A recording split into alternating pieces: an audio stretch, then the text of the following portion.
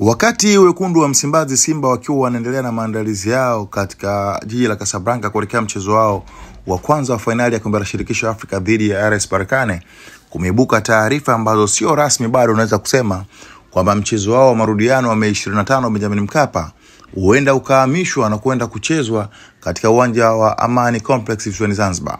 Inaelezwa kuwa kwamba CAF wana wasiwasi na uwanja wa Benjamin Mkapa huenda mvua ikanyesha na mchezo kushindwa kuchezeka pale katika uwanja huo, kitu ambacho kimewasikitisha na kuwaingiza hofu baadhi ya mashabiki wa Simba Sports ambao inaelezwa kuwa wameshakata tiketi. Of course, taarifa hizo bado hazijatoka katika vyanzo husika kwa maana kuthibitisha, kwa maana Simba Sports, CAF au shirikisho la mpira wa miguu Tanzania TFF ambao ndio kiunganishi kati ya mashabiki na mchezo huo hapo wa soka.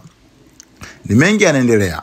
Taarifa hajathibitika na inaelezwa kwamba viongozi wa Simba Sports wanapambana chini kwa chini ili kuweza kuhakikisha mchezo huo unachezwa katika uwanja wa Benjamin Mkapa. Mjumbe wa bodi ya wakurugenzi Christos Magoli, yeye kutumia ukurasa wake wa Instagram, ameamua kuposti kitu ambacho kinakoleza uvumi kwamba huenda mchezo huo ukawa uchezwi Benjamin Mkapa kweli. Magoli ameandika kwa Kiingereza na akawamesha CAF, peji za CAF, akiwa anaamini kwamba huenda wakasoma ujumbe huo na kuelewa.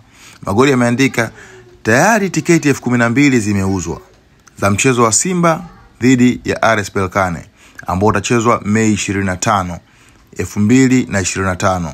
How possible? CAF wanahamisha mchezo kutoka Dar es Salaam kwenda Zanzibar. Zanzibar New Amaan Stadium ni uwanja ambao unaweza kuchukua mashabiki 15,000 tu. Hali ya hewa ambayo inahofiwa siku hiyo ya mchezo wa finali Dar es Salaam, wao watalazimika anashauri kwamba walazimika waache kwa Benjamin Mkapa kwa sababu hakutakuwa na mvua, kutakuwa na hofu yoyote kabla mvua kubwa itanyesha. Lakini kingine, wanaamini kwamba kupeleka mchezo wa finali katika uwanja mdogo kama Amani kunaweza kukaleta machafuko. Hapa na TV Sports Update.